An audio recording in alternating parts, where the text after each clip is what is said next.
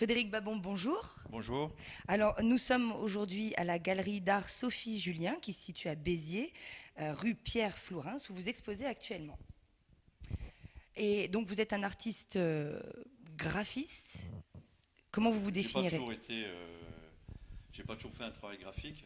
On- Et en fait, je pensais que le graphisme n'était pas un art majeur.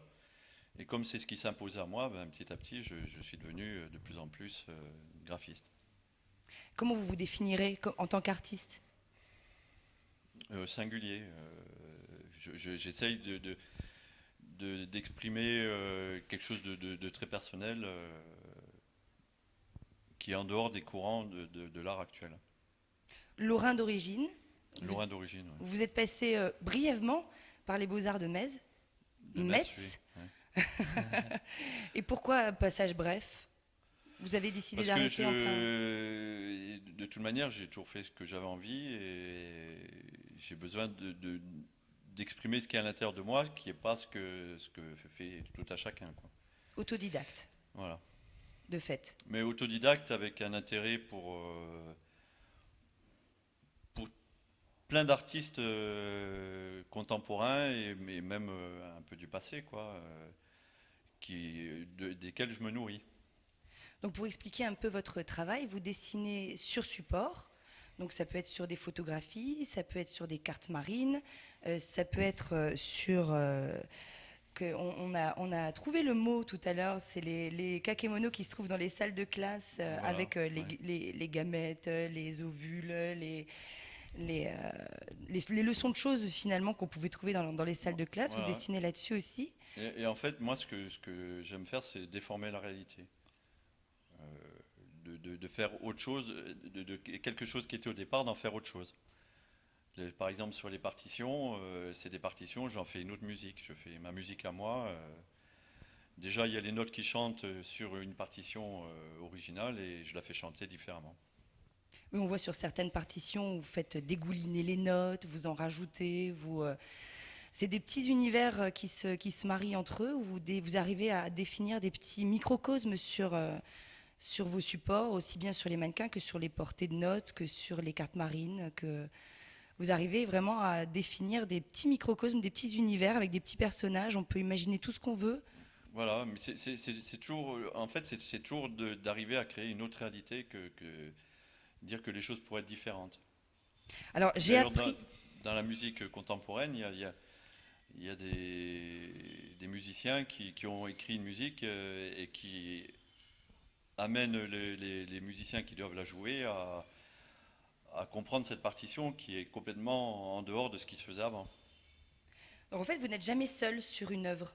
Il y a toujours l'œuvre, là par exemple sur les mannequins, il y a quand même Si, parce que j'ai des grandes toiles où je suis parti de rien et d'une feuille blanche.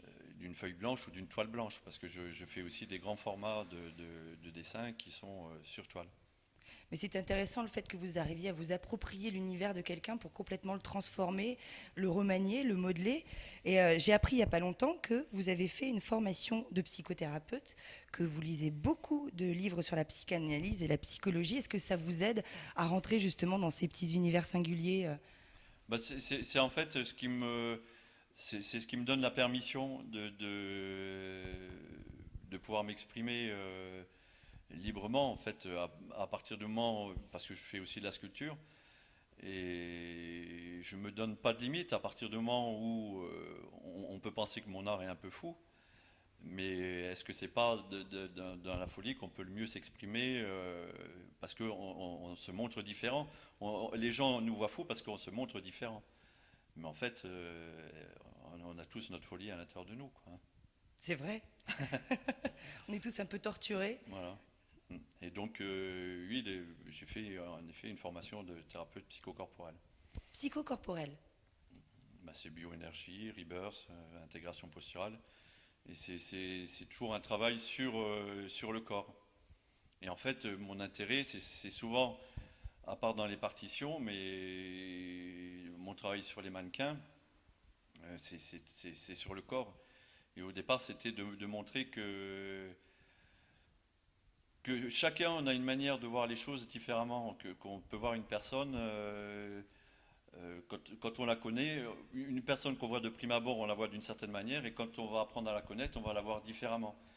Et on est vu différemment, chacun les uns par rapport aux autres. On a une histoire avec une personne, avec une autre personne, on a une autre histoire, et en fait, c'est un peu ça que j'essaye d'exprimer, quoi.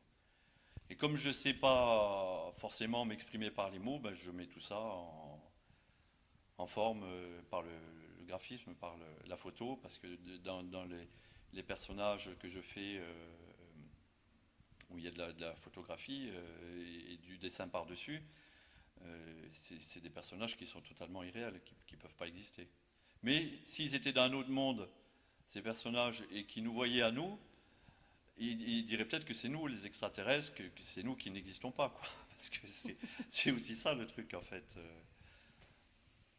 Il y a tous les mécanismes aussi, on voit certains dessins de mannequins où on peut voir un œil dessiné, mais pas volontairement. Enfin, c'est pas un œil qui est dessiné, c'est un univers qui est dessiné qui fait croire à un œil. On dirait Voilà, tous les mécanismes intérieurs de l'être humain, finalement, qui ressortent dans les œuvres.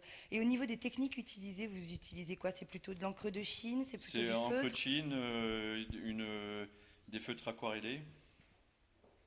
Et puis après, ben, bien sûr, puisque au départ, il y a, dans le travail sur photo, il y a le support de la photo. Et je vais dans les villes, je prends des mannequins en photo. Après, je les fais tirer sur papier photo. Et à ce moment-là, je dessine dessus. Parce que la photo, déjà, en elle-même, c'est une œuvre. Vous êtes photographe, c'est vous qui prenez les photos de vos mannequins? Je compose. Alors, c'est marrant parce qu'il y a celui qui a travaillé dans le magasin à mettre en vitrine, qui a créé une certaine composition.